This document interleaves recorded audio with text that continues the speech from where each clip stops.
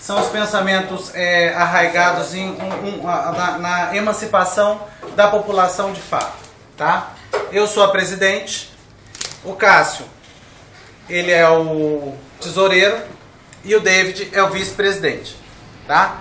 Nós trouxemos para essa reunião o Wendel, que vai dar uma formação política bem simples, bem sucinta, para que vocês entendam um pouco o que é, de fato, essa reforma de base, o que é essa questão da população em si, do socialismo arraigado na nossa nação. Tá bom? Desde já agradeço a todos, é complicadíssimo e eu fico feliz de vocês todos terem tirado um tempo para estar aqui conosco, para estar escutando sobre política, conversando, aqui é mais um vínculo de amizade para a gente expor ideias, trocar ideias, informações.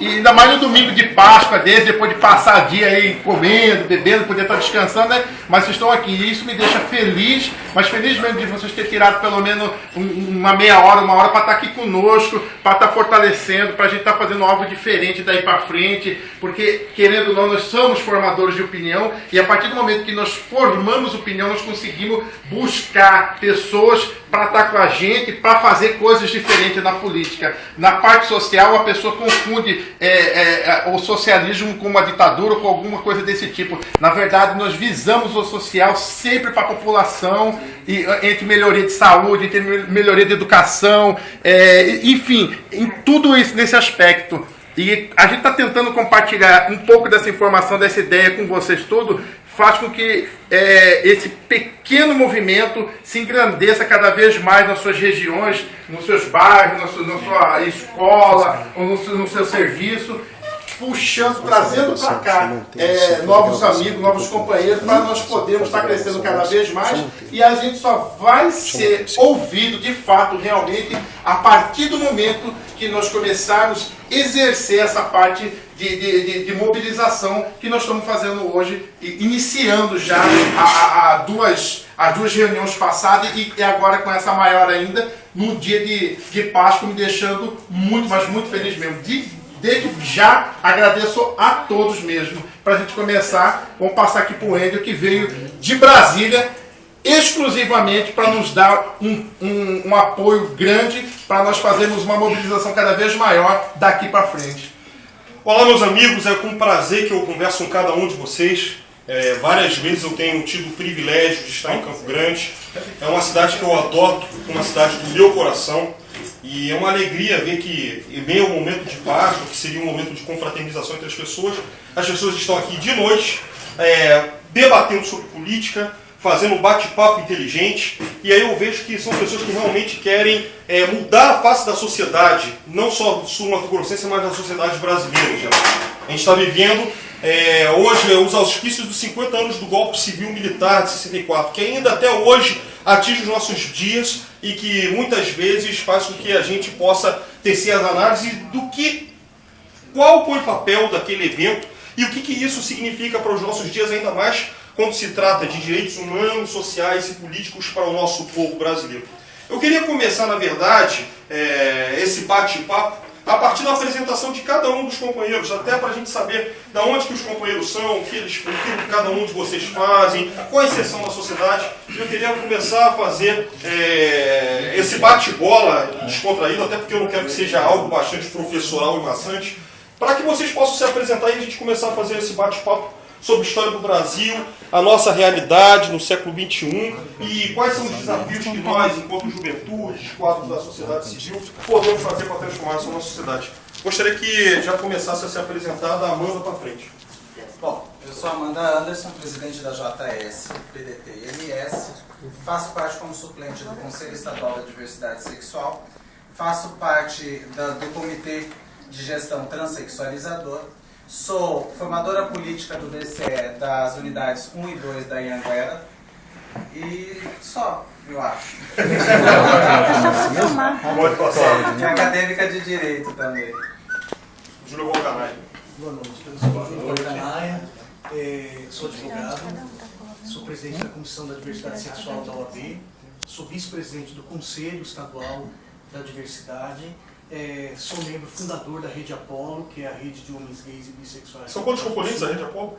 Então, hoje a rede, a gente tem membros filiados, aproximadamente uns 50, mas a gente tem um grupo fechado no Facebook com mais de 500 apoiadores e seguidores no estado todo. E é isso. Sou professor também, né? Ministro aulas de Direito Constitucional, e é isso. Meu nome é João Lopes, sou estudante de arquitetura, presidente do Centro Acadêmico também de Arquitetura da UNIDERP e trabalho com administração de condomínios. Oi. Meu nome é Flávio, sou advogado e funcionário público da Promotoria de Justiça. Meu nome é David Mello, sou policial militar, acadêmico de Direito na Anguera também. Meu nome é Fernando Henrique, professor de Geografia. Grande Marisete Eu sou a professora Marisete Wolff, sou de Dourados, sou professora de pós-graduação do Instituto de Estudos Avançados do Paraná e eu faço militância política desde 2003, que eu faço parte do PDT. E eu sou secretária de Educação da Executiva Nacional da AMT, da Ação da Mulher Trabalhista, e sou presidente da Ação da Mulher Trabalhista aqui do estado de Mato Grosso do Sul. E estou aí na briga política e em Dourados eu exerço, trabalho somente na pós-graduação, já estou aposentada, né? Não por idade, eu já estou aposentada como professora da universidade, só da pós-graduação agora. E a minha maior paixão, além dos meus netos, é a política. Eu amo a política e amo o PDT. Nossa amigo. Ele é meu tio. Eu sou tio da Marisete, ex-funcionário dos Correios, sou aposentado, ex-acadêmico de filosofia, fundador do Diretório Acadêmico e da Associação Recreativa dos Correios, sou ex-presidente da Associação de Bairro e Presidente de bairro. Isso aí, já, do movimento social. Já fiz curso de formação política, mas só que no momento sou aposentado. Só isso. Bom, sou David Andrade, tenho 26 anos, trabalho como gestor administrativo, sou diretor-presidente da Rede Apolo e membro fundador também. Eu sou Thalita, irmã do David. Grande companheiro. Meu nome é Thaisa e eu trabalho numa casa noturna. Meu nome é Cristiane, tenho 23 anos e trabalho numa casa imobiliária. Meu nome é Antônio, eu sou militar da Força Aérea e irmão do Cássio, estou aqui para apoiar ele. Meu nome é Aguinaldo Oliveira, sou cantor e trabalho com algumas bandas aqui do estado. Sou Carlos Gabriel, sou membro da Rede Apolo, sou modelo, atual Mr. Brasil Diversidade. E aí, estou aí para aprender com todos vocês e somar para puder contribuir. Meu nome é Clarice, sou educadora física e hoje eu estou na Fundação Municipal de Cultura como diretora de cultura do município. Meu nome é Ana Lúcia, eu sou funcionária pública, pedagoga, trabalho com educação especial. Meu nome é Cássio, sou tesoureiro da JS, aqui no Diretório Estadual, sou bacharel em Teologia, sou juiz de paz arbitral, faço membro sou um dos presidentes do Diretório estaduais aqui, de Direitos Humanos, ligado a uma força aqui de Brasília, onde eu parei de exercer, e atualmente faço militância política aqui com os demais colegas do PDT, onde eu sou filiado desde 2006. Sou João Braz, moro atualmente em Coxim, tenho 25 anos, sou funcionário público, formado em ciência e computação e trabalho na universidade.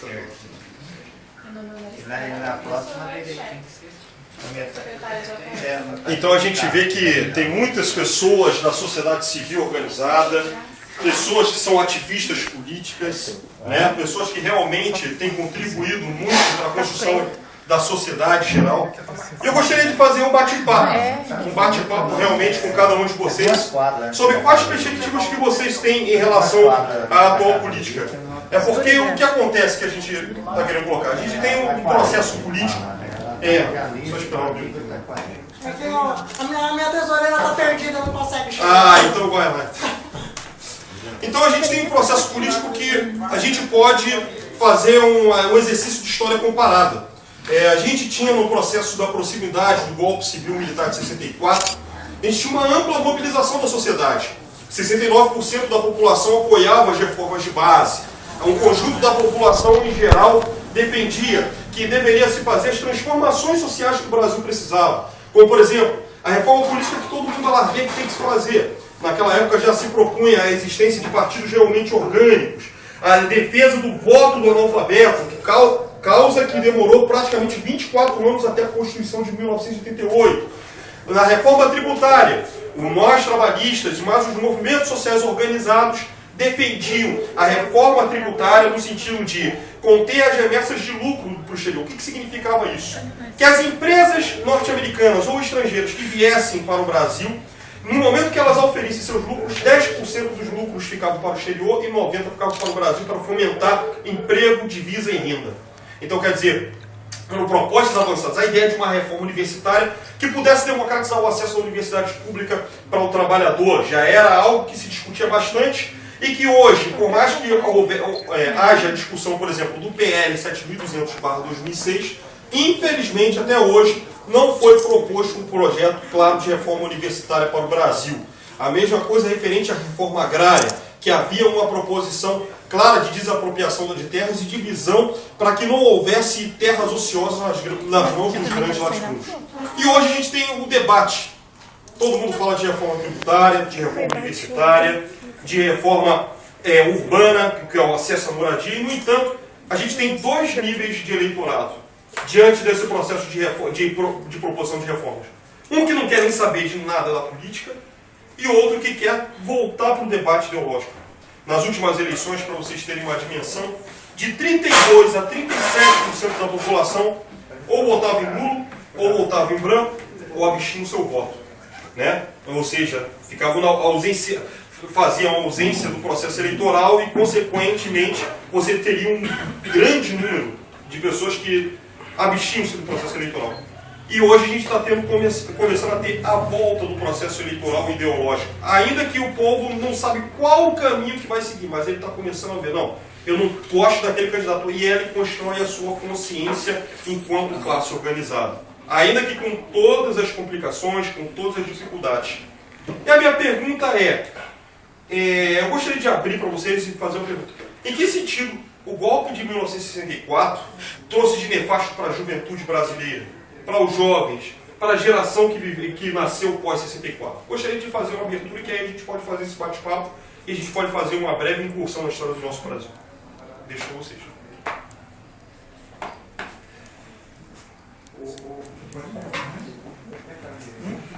Wendel, a gente não pode esquecer que eu penso que a questão mais grave do golpe foi a violação do direito da liberdade. Sim. Né? E a gente tinha os movimentos sociais, estudantis organizados, que assim, o grande foco já, né, do regime militar, as pessoas que foram perseguidas, atacadas, presas, torturadas e até mortas, como nós sabemos.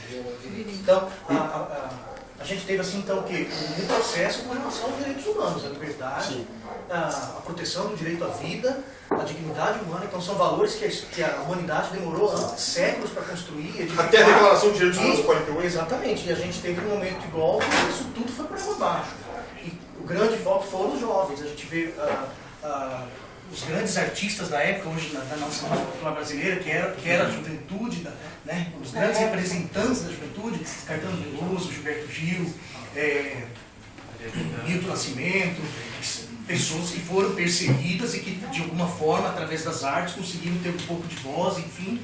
Mas eu acho que a maior violação é essa. Eu acho que a gente tem que sempre olhar para esses dados históricos, assim como foi o golpe militar, assim como foi o Holocausto, são situações que a gente precisa olhar para trás para que isso não se repita nunca mais. E a gente não pode deixar de estudar isso para que a humanidade não caia novamente nesses grandes erros que foram catastróficos. Isso que você colocou tem até uma coisa interessante, caso alguém queira interromper, por favor, faça. sobre a questão do direito à memória, verdade e justiça. A memória, querendo ou não, ele simplesmente se cristaliza na sociedade, e a sociedade muitas vezes ela involuntariamente assimila a visão dos vencedores. Pegamos aqui o exemplo, vamos supor, de Campo Grande, que eu estava comentando com o Balcanay e com os companheiros aqui. É inadmissível que a gente, voltando ao processo democrático, com eleições livres e com o advento de governos que, com os seus idas e vindas, com os seus entraves e avanços, ainda conservam, por exemplo, em vias principais logradouros, como, por exemplo, a Avenida Costa e Silva, o que é um assinte para a população e que muitas vezes o jovem não tem noção do que essa pessoa simplesmente fez, proscrevendo os direitos políticos daqueles que se opõem ao regime autoritário e, ao mesmo tempo, além de proscrever esses direitos, começou a colocar atos institucionais que simplesmente feriram os direitos fundamentais do povo brasileiro. E aí, qual é a lição que a gente pode pegar hoje para a nossa juventude? A gente teve o processo de manifestações do ano passado. E muitas das vezes a população, colocou as agendas de mais Estado, mas o engraçado é que o maior paradoxo é que eles colocavam a agenda de mais Estado, mais educação, mais saúde, mais lazer, mais cultura, mas ao mesmo tempo não reconheciam o Estado. O Estado como fomentador, como transformador da sociedade. E aí a gente entra na crise dos movimentos sociais.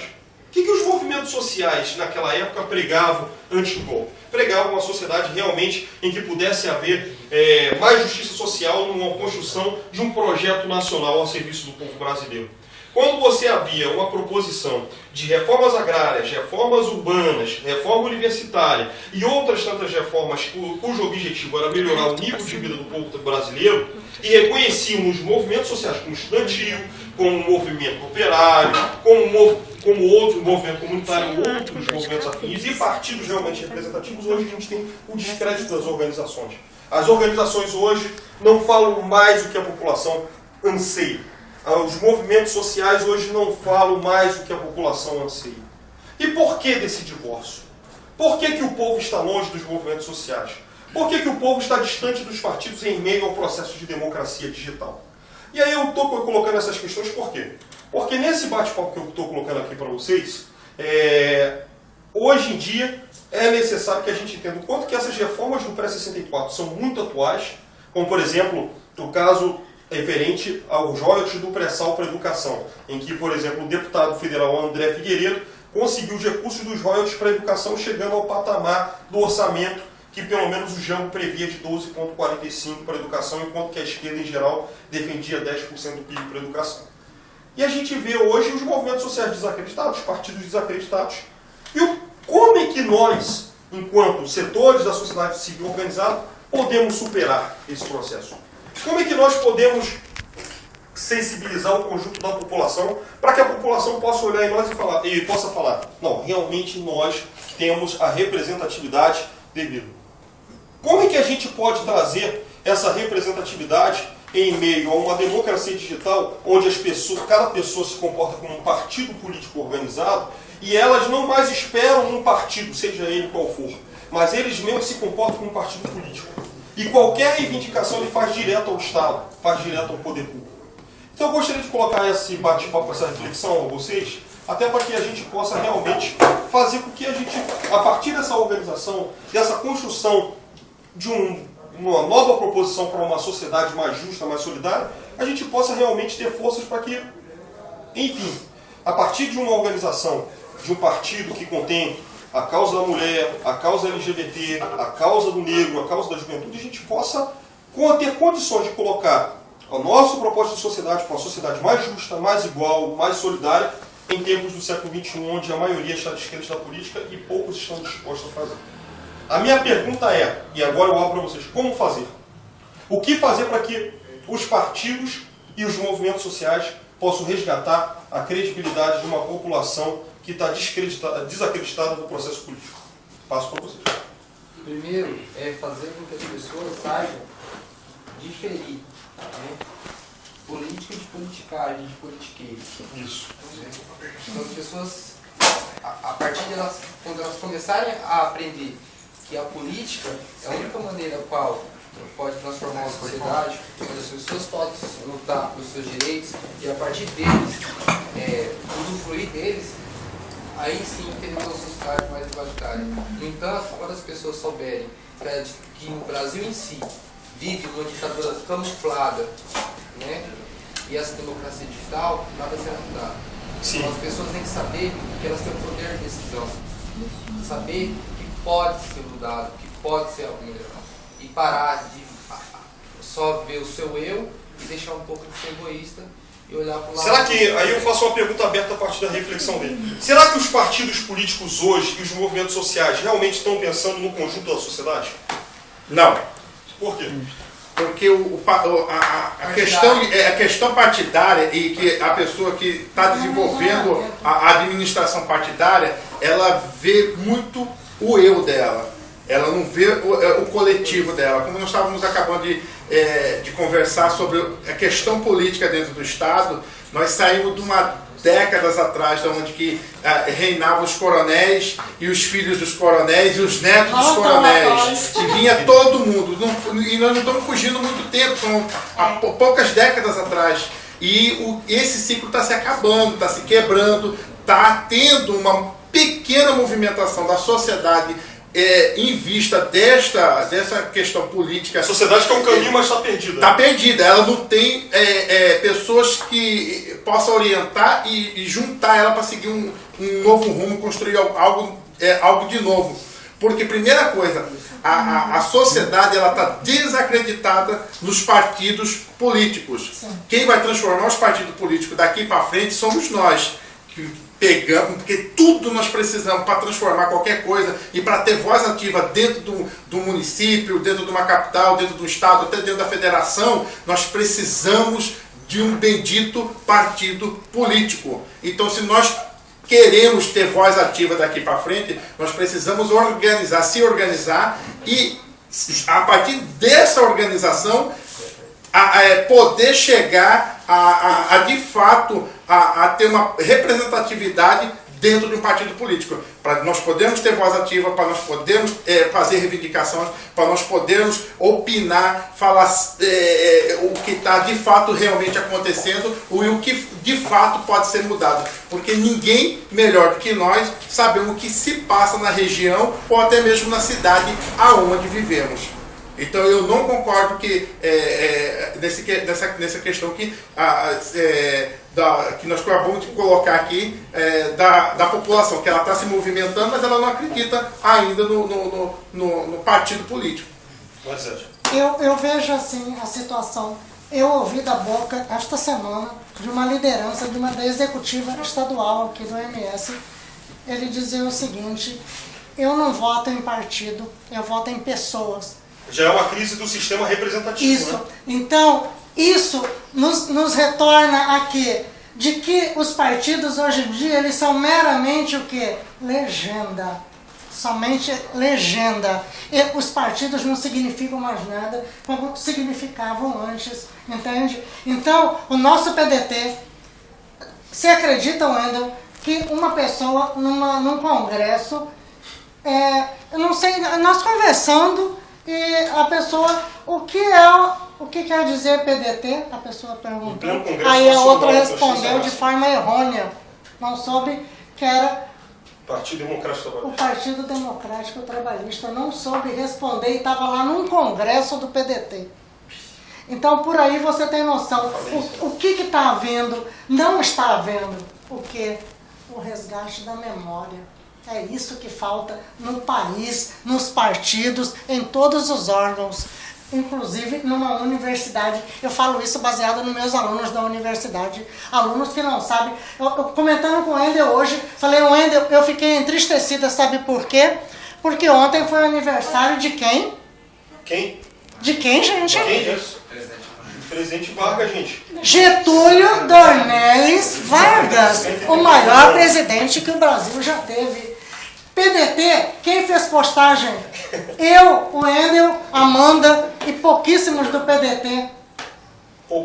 Pouquíssimas lideranças lembraram. Eu ainda tive assim, a capacidade de descer na minha cidade, Dourados, né, no centro lá, tem a imagem de Getúlio né, bem grande. Eu fotografei e postei lá como Dourados, ainda coloquei Minha Dourados, o nosso Getúlio, né, orgulho do PDT.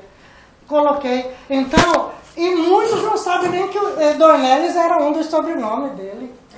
Só fala Getúlio Vargas. Só um momento. Então é isso. O Getúlio Vargas foi um cara bom, né? Porque, no entanto, ele criou as leis trabalhistas. Ele foi um cara que motivou Aí a gente vai começar. o processo industrial do Revolucionou, na Brasil verdade. a partir da década de 40 e 50, Sim. onde o Brasil estava vivenciando a crise cafeeira em 1930, porque estava fim da República Velha, né? Então, o Getúlio Vargas em si, no primeiro momento, ele foi um cara bom, ele reestruturou a economia brasileira, né? Fazendo com que o Brasil deixasse de ser economia voltada para a agricultura e pecuária, né? E passando a ser mais um país industrializado, urbanizado, criando infraestrutura para o país.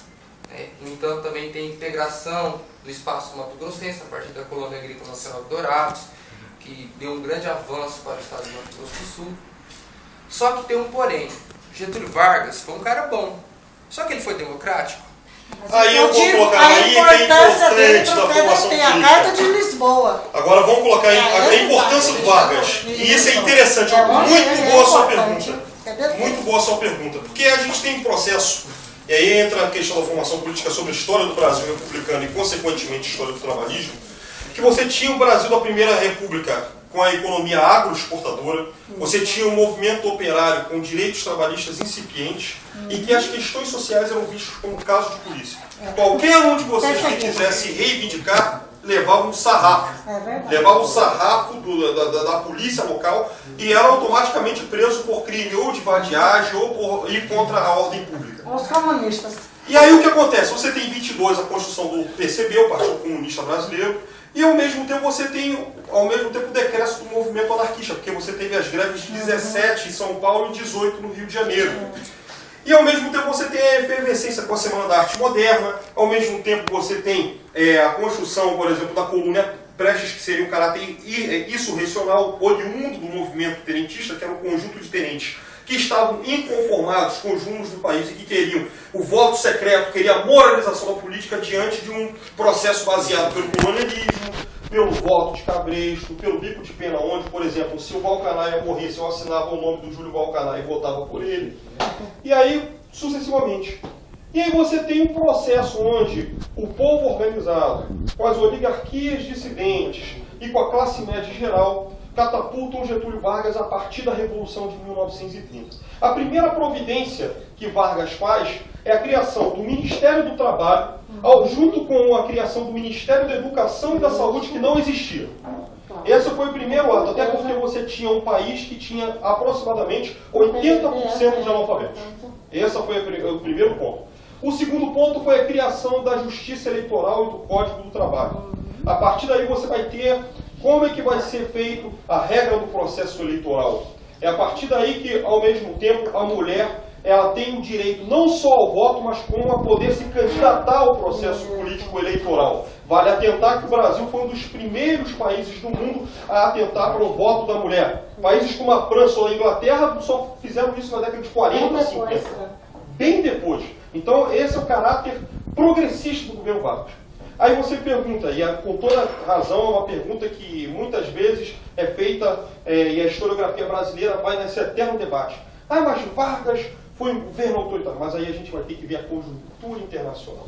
A conjuntura internacional você tinha a falência do processo liberal democrático. Na Alemanha você tinha, após o final da Segunda Guerra Mundial, a República de Weimar, sob o controle do SPD, o Partido Social Democrata Alemão, partido irmão do PDT na Segunda Internacional Socialista. E ao mesmo tempo você começa a ter o descrédito da população ao processo eleitoral. E aí você tem a ascensão gradual do nazismo, graças, infelizmente, à divisão da esquerda, e isso é uma lição que todos nós temos que tomar, é que o movimento popular não pode ser dividido, as minhas diferenças com a Amanda ou com a Marisete não podem ser maiores que a nossa unidade. O que nos une num projeto popular, num projeto democrático e num projeto de uma construção de uma nação soberana, independente, justa, fraterna e solidária. E foi com essa divisão da esquerda entre comunistas e trabalhistas que o hitlerismo começa a crescer. E aí, quando o Hitler se torna primeiro-ministro de von Hindenburg, a primeira coisa que ele faz é simplesmente incendiar o Reichstag, colocar a culpa dos comunistas. Depois colocou a culpa dos comunistas, começou a colocar a culpa do SPD, nos judeus, nos gays e assim sucessivamente. E aí todo mundo sabe como é que foi a história do Hitler. Na Alemanha, na Itália, a mesma coisa, só que a dissidência de Mussolini, que era do Partido Socialista... Não, mas ele antes era do Socialista, Partido Socialista. Ele rompe com o Partido Socialista, cria-se o Partido Comunista com Antônio Gramsci e o Palmiro Togliatti, e ao mesmo tempo ele com as camisas negras toma Roma, deixa o Papa refém, e a gente sabe como que foi a história. E isso não ia deixar de ser em Portugal, com o salazarismo, na Espanha, com o franquismo, que houve a Guerra Civil Espanhola, que foi apenas um ensaio do Hitler invadindo as tropas contra os setores populares. Na França, no início da Segunda Guerra Mundial, havia clara crise do processo democrático. E nos Estados Unidos, onde era o primor da democracia, você nunca veria um presidente que ele se elegeria por 4 vezes seguidas, que foi o caso do Franklin Delano Roosevelt. Na mesma coisa na Inglaterra, que deram poderes ilimitados ao Churchill. O que seria no Brasil? O Brasil não estaria fora do contexto internacional. O Brasil era necessário que houvesse um governo capaz de salvaguardar os direitos dos trabalhadores. Aí eu te pergunto, se põe no lugar de Vargas, como é que eu, que tenho um processo popular assegurado com o apoio da população, com o apoio dos setores da classe média que defende a moralização do voto, tendo que enfrentar as oligarquias que não queriam que houvesse a lisura do processo eleitoral, que não queriam que a burguesia nacional não queria que houvesse a necessidade dos direitos trabalhistas.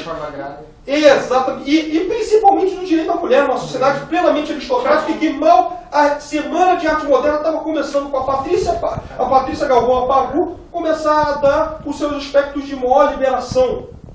Aí eu te pergunto, naquele contexto, teria como ir pelo aspecto democrático? Não, porque se fosse pelo aspecto democrático, simplesmente os caras amariam um processo eleitoral fraudulento, te tirariam e retrocederiam todas as conquistas. Essa é a realidade. E daí o surgimento do Estado Novo.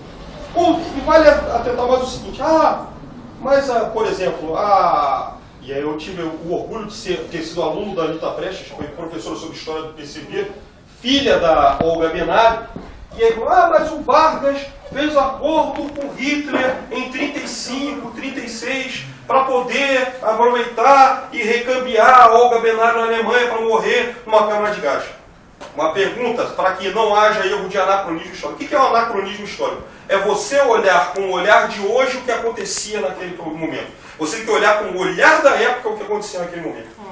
Uma pergunta para cada um de vocês. A Segunda Guerra Mundial começou de 39 até? 45. Minha pergunta. Quando houve a ANL?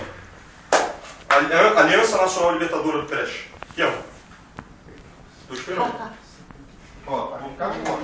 35. Deixa para os mais jovens isso. Deixa para os mais jovens isso. 35, correto? 35. 35 mal era o segundo ano de mandato do Hitler. Aí eu te pergunto, Hitler pede a Olga Benari. Olga Benari era militante do KPD da Alemanha, Partido Comunista da Alemanha. Se você fosse presidente da República, o que você veria na época, e não existia campo de concentração, mal começou a política de restrição aos judeus, e as políticas de restrição aos judeus começaram de 38 para 39. Aí eu te pergunto, qual seria o teu comportamento numa política diplomática? Não poderia ser muito bonzinho, tinha que ser autoritário. E o detalhe, o pessoal se esquece que o Vargas bateu na ANB. E mais um detalhe, as pessoas se esquecem que na confecção da CLT haviam socialistas e comunistas como Joaquim Pimenta, um quadro experimentado do movimento socialista, Evaristo de Macedo, quadro do movimento socialista dos anos 10 e 20, Arnaldo Susequinte, Alexandre Marcondes Filho. É muito inegável a gente poder verificar o Estado Novo ditatorial e é estranho a gente ver que o chefe de gabinete do ministro Capanema foi nada mais nada menos que o comunista chamado Carlos Drummond de Andrade.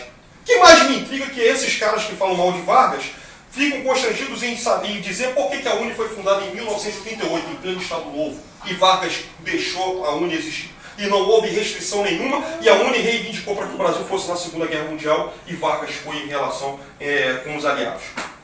Aí são as perguntas historiográficas.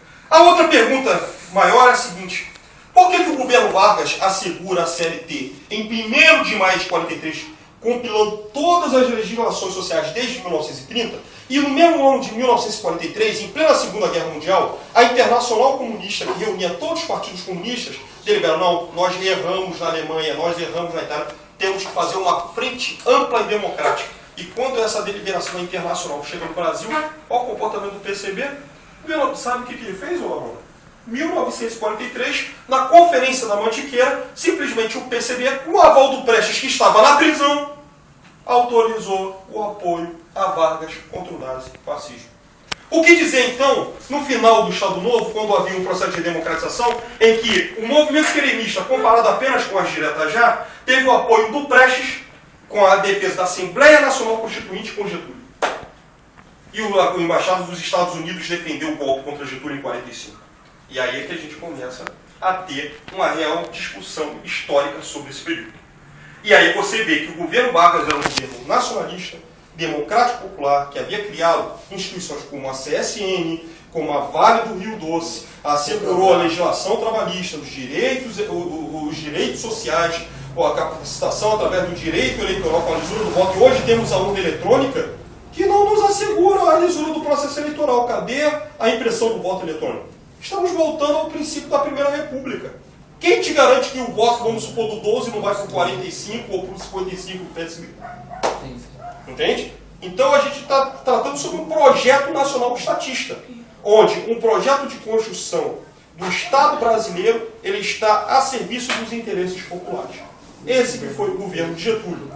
Vale lembrar que no segundo governo de Getúlio houve avanço com a criação do CNPq, que é o Conselho Nacional de Pesquisa, a criação do BNDES, o Banco Nacional de Desenvolvimento Econômico e Social, a criação da Petrobras a partir do movimento social do petróleo é nosso, e que até hoje, o mais engraçado é o seguinte, e até eu queria que... Cássio tá ali. Que é importante, depois do fez só uma correçãozinha. O mais engraçado é o seguinte, Valcar, todos os que hoje falam e criticam a questão da Petrobras e se dizem paladinos da Petrobras, que defendem os interesses e batem no governo do PT, e eu não estou aqui advogando o Partido dos Trabalhadores, e eu tenho muitos questionamentos da esquerda, mas o mais engraçado é que esses setores, se vocês voltarem atrás, eram os setores que não queriam que a Petrobras existisse. Com a Lei 2004/53, que assegurava a criação da Petrobras e que todo o petróleo pertencente ao Brasil seria da Petrobras, que seria, na verdade, o monopólio nacional estatal do petróleo. E que hoje o governo Lula, que o PT, que criticava tanto nós, os trabalhistas, como populistas, não teve coragem, com a Lei 12351 de 2010, voltar ao monopólio estatal do petróleo via pressão. E a gente vê. Quer ver o que é um governo nacionalista voltado ao povo? Veja as leis, veja a quantidade de dotação orçamentária. Um governo que diz: nós defendemos os direitos humanos. Cadê a dotação orçamentária à altura para defender os direitos humanos? Essa é que é a discussão ideológica que tem que ser feita. E por conta da postura do Vargas em defender os interesses do povo, é que o imperialismo norte-americano, junto com os setores da direita brasileira e da burguesia brasileira, investiram contra o Vargas. A defesa dos direitos dos trabalhadores, através do ministro do Trabalho, que foi, por incrível que pareça, o presidente que foi golpeado, e o único presidente que não voltou à nossa pátria, que foi o João Goulart, ele simplesmente, a partir da demanda do povo trabalhador, conseguiu 100% do aumento do salário mínimo. E o que aconteceu em questão dos jornais: Vargas genocídio, usando o crime na Rua Toledeiros como factoide para tentar desestabilizar o governo dele. Conclusão, ele se suicidou e houve uma comoção popular, a porrada comeu, e essa foi a verdade. Não, 54.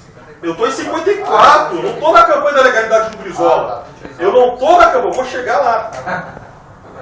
Né? E aí o que acontece? A porrada comeu, os golpistas recuaram, e a verdade foi a seguinte: tentaram fazer contragolpe em 1955, porque JK tinha o apoio do Partido Comunista e do Jão, que era do Partido Trabalhista, e simplesmente houve contragolpe com o GOT, e JK implementa o projeto de desenvolvimento de 50 anos em 5. E que a gente viu que, na verdade, abriu o país para o capital estrangeiro e, ao mesmo tempo, a Constituição de Brasília corroeu o poder do salário mínimo e começou a aumentar o nível de endividamento com o FMI. Vale atentar que até o governo Vargas, e por conta dos bons da Segunda Guerra Mundial, o Brasil não tinha apenas dívida externa, o Brasil era superavitário. Com o JK, com a Constituição de Brasília, a gente começou a ter uma dívida externa. Vale lembrar que no golpe, a dívida externa com o FMI era de 3 bilhões e a ditadura nos deixou uma herança de 100 bilhões de dívidas. Esse aqui é um dos legados. E automaticamente nesse processo você tem Construção de Brasília, a vitória de Jânio, que era um quadro de direita, usando o discurso barato do moralismo, quando o moralismo, na verdade, não deve ser bandeira política, e sim obrigação de cada um de vocês. Eu, como por exemplo, tenho que ter uma postura ilibada, uma postura séria a serviço do povo. A ética que o povo quer da Amanda é que ela seja uma pessoa idônea para defender os interesses do povo. A mesma coisa do caso Rogério. E assim sucessivamente. Só que o que acontece? Um governo hipermoralista, mas sem coalizão de base aliada para implementar o projeto que ele queria colocar, e com uma plena estabilidade política. Acontece o quê? Ele condecora o Che Guevara, e com a política externa independente gera uma crise dentro do próprio grupamento de esquerda, de direita que ele fazia parte. Jango se encontrava na China numa relação diplomática com Mao Tse-tung, e o Brasil promovia uma política externa independente. E aí qual era a malandragem do Jânio? Eu vou renunciar num golpe bem bonapartista, e bem estilo Júlio César. Quem se lembra da história de Júlio César de Roma? Por que ele se tornou imperador? Quem se lembra? Júlio César, ele chega a Roma e ele fala, olha gente, o povo não me quer, eu vou renunciar. E o povo, não, Júlio César, não, você venceu a Gália, não, volte aqui.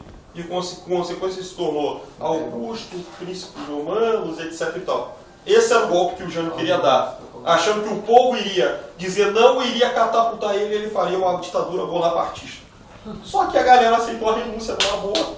E quando queria implementar um golpe militar em marcha, simplesmente Leonel Brizola, enquanto governador do Rio Grande do Sul, que havia feito reforma agrária com o programa Master, que era o movimento dos agricultores sem terra, antes do MST, o Brizola já tinha feito reforma agrária no Rio Grande do Sul, mais de 6.000 escolas, e encampou 2 empresas norte-americanas, a ITT de telefonia, que mais tarde viraria Embratel no governo Jango, e a Bond Shell, que era outra empresa norte-americana que viraria a Eletrobras, criada por Jango em 62, já que Vargas não conseguiria criar no seu governo de 51 e 54.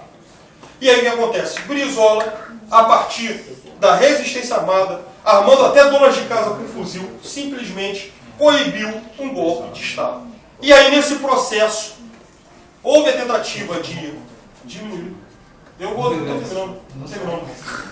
Houve uma tentativa de coibição do governo dele a partir do golpe do parlamentarismo, rearranjo. Essas articulações políticas que você vê em Mato Grosso do Sul existiam naquela época, de concha vindo aqui, concha vindo ali, e a população aceitou e deu um não ao parlamentarismo em 63, com mais de 30% dos votos. E aí a gente tem a discussão das reformas de base. Reforma universitária, como está falando, a tributária, reforma urbana e tal. E você tem o comício da Central, que por coincidência é no dia do aniversário da Amanda.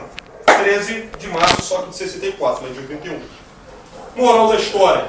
Esse comício da Central reuniu 300 mil pessoas e essas pessoas defendiam essa proposição de um Brasil mais justo, mais soberano, através de reformas estruturais que transformasse o Brasil. O movimento reacionário, utilizando-se da fé para fins espúrios, simplesmente organizou a marcha com Deus pela liberdade e pela família em São Paulo. E São Paulo, a gente sabe, querido ou não, historicamente sempre foi um Estado conservador. E o que acontece nesse processo?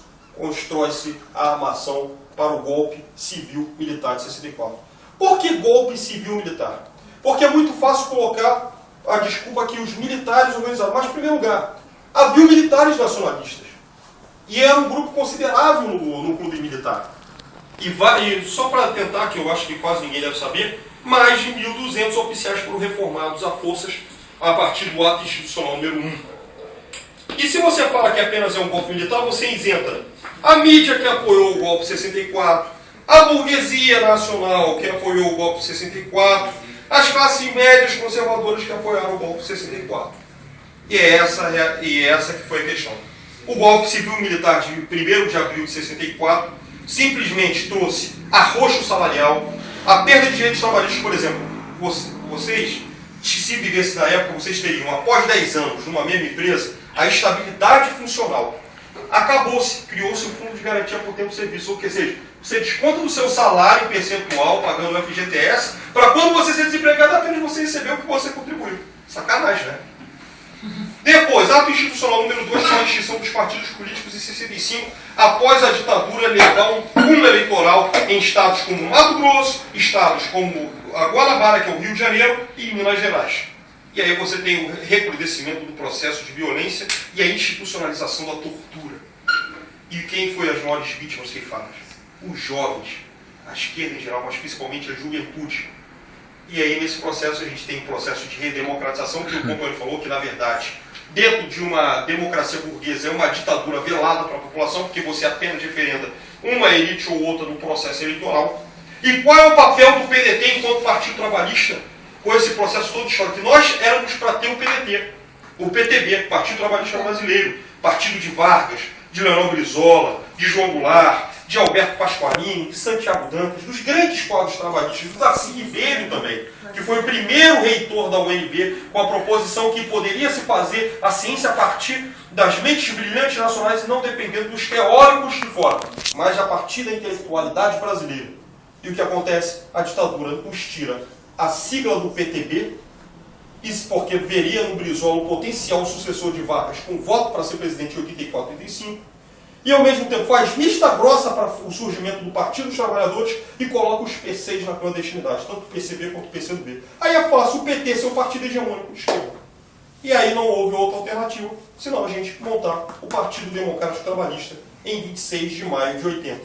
E aí a gente está aqui e fazendo um convite. Venham para o Partido Democrático Trabalhista. Com todos os problemas, são vocês, cada um de vocês são um partido. E vão tomar esse partido e vão fazer desse partido um partido da defesa dos trabalhadores, do projeto de nação, um partido que trata os outros com solidariedade, com igualdade, com fraternidade e na defesa dos direitos humanos, desde a Carta de Lisboa até os dias atuais. E vai lembrar, a Marisete inclusive votou e aprovou o Manifesto Trabalhista do século XXI, que é o manifesto que o partido colocou, inclusive a partir do texto que a Amanda também nos ajudou nesse processo, assegurou que o PDT, que já defendia o direito da mulher, o direito do índio, o direito do negro, o direito do nordestino e o direito dos menores abandonados, aprovou também, como política clara de direitos humanos, a questão LGBT a partir de um projeto de nação, tornando partícipes de um projeto de construção popular e nacional, a serviço do povo brasileiro. E o único partido de esquerda, PDT, fazer parte da Internacional Socialista, né? O único do Brasil. O único do Brasil. E a questão que ele estava falando, convidando vocês, todos vocês a fazer parte do PDT, nós não estamos visando nenhum candidato político, nada. Nós estamos tentando reestruturar novamente o PDT aqui dentro do Estado, onde sempre foi usado, até chegar ao ponto de ser totalmente definhado e não conseguir eleger um deputado federal mais e talvez correndo o risco de não ter nenhum deputado estadual nesta eleição. Aí é onde nós já fomos o fiel da balança, onde tínhamos muitas prefeituras, muitos vereadores, chegamos a ter mais de 4 deputados estaduais, tivemos deputados federais e tivemos disputando a majoritária em todas as eleições de lá para cá, de 90 para cá. Então, nós estamos aos poucos tentando, através até do companheiro aqui, o Wendel, levar para a Nacional a situação real do PDT hoje. PDT hoje acabou. Nós estamos tentando, com vocês, agrupar novamente e tentar reestruturar o partido para todos, não somente vocês, mas aquelas pessoas que vocês representam ali na sua comunidade, no seu bairro, com seu pai, sua mãe, exatamente, vocês como professores e etc., a mostrar que há e pode ter um caminho diferente na política, fazendo o social e fazendo que essas vozes que não chegam até os políticos, através de nós, entrando e estruturando novamente o partido, eles sejam representados daqui para frente.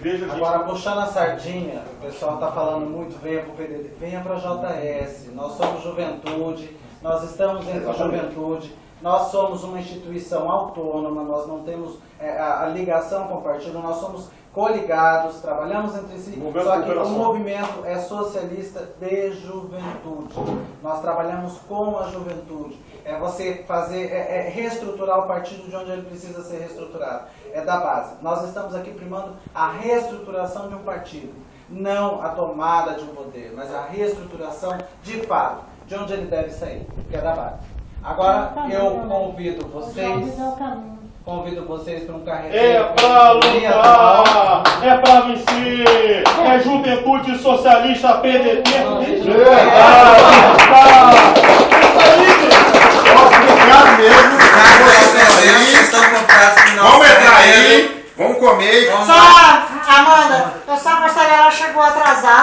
A Arislane Fialho é a tesoureira da MT da Ação da Mulher Trabalhadora. Que maravilha. Pessoal, aqui. Vamos fazendo foto.